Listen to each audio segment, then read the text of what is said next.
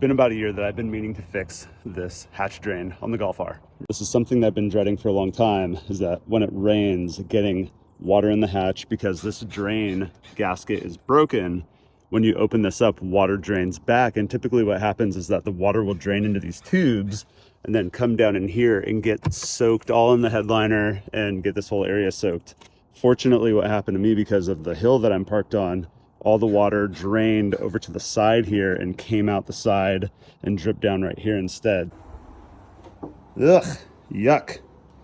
You can see where there's kind of these spots, since the water wasn't draining properly, it was actually pouring out the front of the drain tube.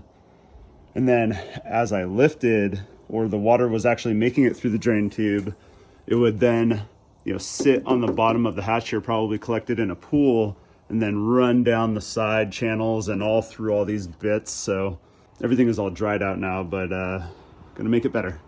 All right, so what happened and why did that grommet break off? Well, if you're like I used to be and keep your car really clean, every time you come and wash your car and you're gonna dry off all the insides, wiping back and forth over that grommet ends up cutting on the metal edge over time. In this case, my car is 5 years old. I've seen people have this problem really early on, and I think it is really typical for people to have this problem who regularly park their cars outside. All right, so get your fingers under the center of this trim and just start pulling outward. Be careful, because there's two little clips on the left and right side that it'll just kind of pop down. Then you'll move over to one of the side pieces. What I like to do is pull outward and then sideways, and there's 3 clips that are attached on here. On this next bit, you're going to take out 4 screws from the main hatch panel. Moving on to the main hatch panel, be careful, it's kind of tough. You're going to get your fingers under these corners and just start pulling out from the corners. I thought was the best place to start. And actually, before you do this, it's probably helpful to pop off the little trim pieces for the taillights. I end up doing this here, and it was actually really helpful to be able to see what was under there. Once you get the corners off, I kind of got my fingers under the center of that trim panel and started popping off some of these clips, and just work your way all the way around.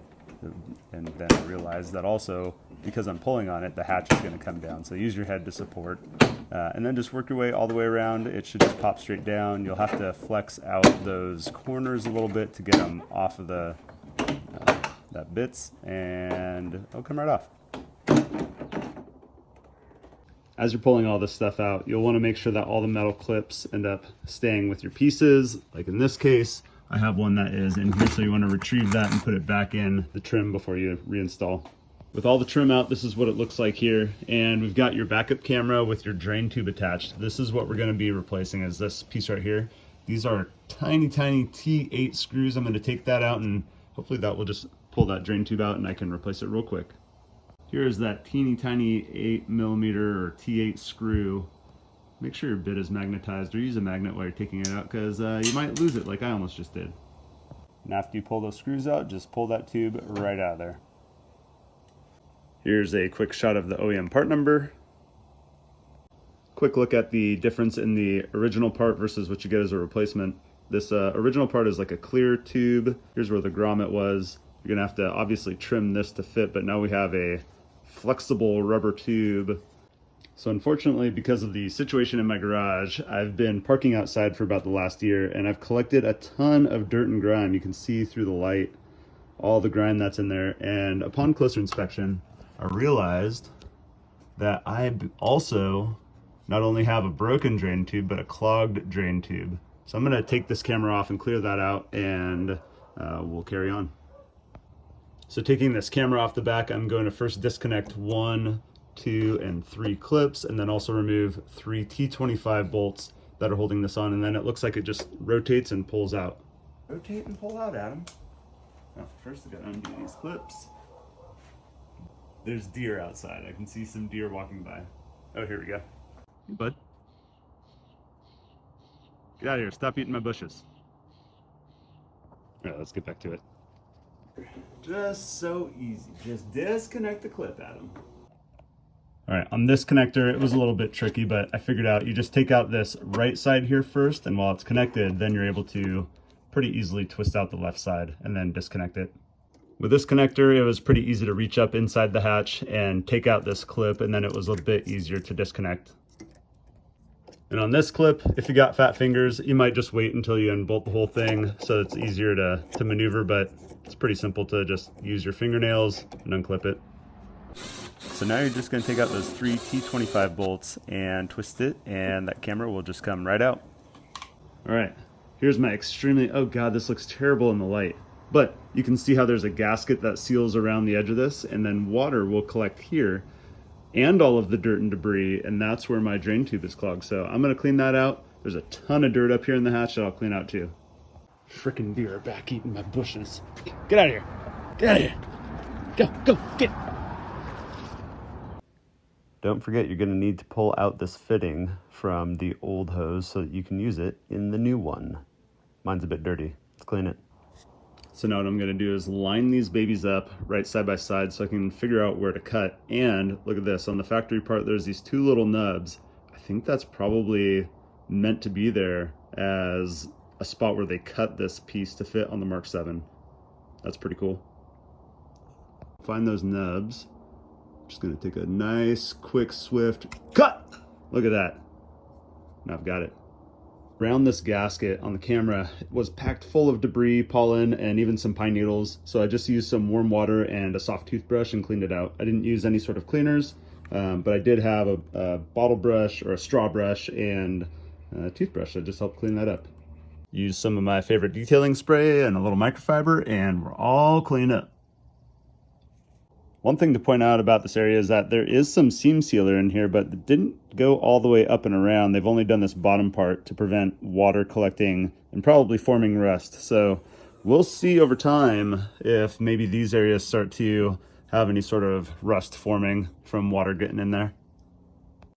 All right, let's get this camera back up in here. You'll find the right placement and twist it. It will stay in place so you can get those 3 bolts back up in there.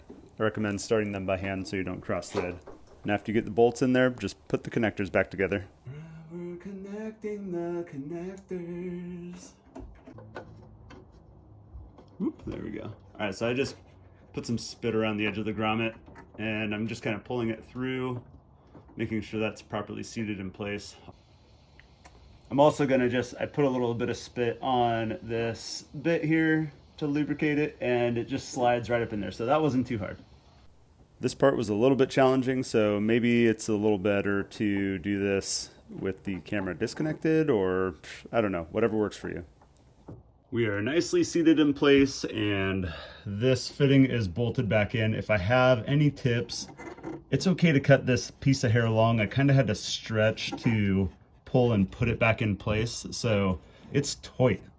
Probably cut it maybe an 1/8 inch long, maybe a little bit more. So at this point it is just reassembly. What I decided to do was work from the outside corner of the hatch trim and work my way across. Just make sure you're aligning those metal pins that go in. Otherwise you're going to smush them and they're going to be a pain in the butt to deal with. Work your way all the way around here, pushing that in, and then move on to those side trim pieces. All right, so here's a quick example. This clip came out. It still seems to be in pretty good shape. It just slides right back in there. Make sure that all of that is aligned, because if you start pushing on these, it'll smush and deform these metal clips. And that's just a pain in the butt to get back together.